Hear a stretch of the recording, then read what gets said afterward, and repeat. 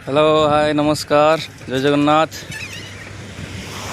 भगवान भितर एमती भी बहुत लोक थे जो मैंने कि ड्यूटी व्यस्त चाकरी व्यस्त से टाइम हो माने निज देहपाई 15 मिनट कि अध घंटे टाइम हो जेकोसी योगा कि एक्सरसाइज करा सकाल उठिले घर काम छुआ को स्कूल छाड़ा मार्केटिंग करवा तो से आपण गोटे बेस्ट आइडिया घरे खंडे खंडे साइकेल रखु।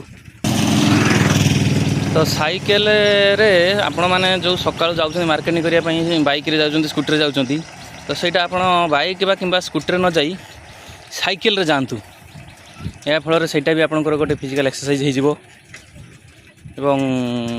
टिके गाड़ी रो जो धुआं रू भी परिवेश भी सुरक्षा रहिबो एवं सकाळु आपणकर भी तेलर बचत हम।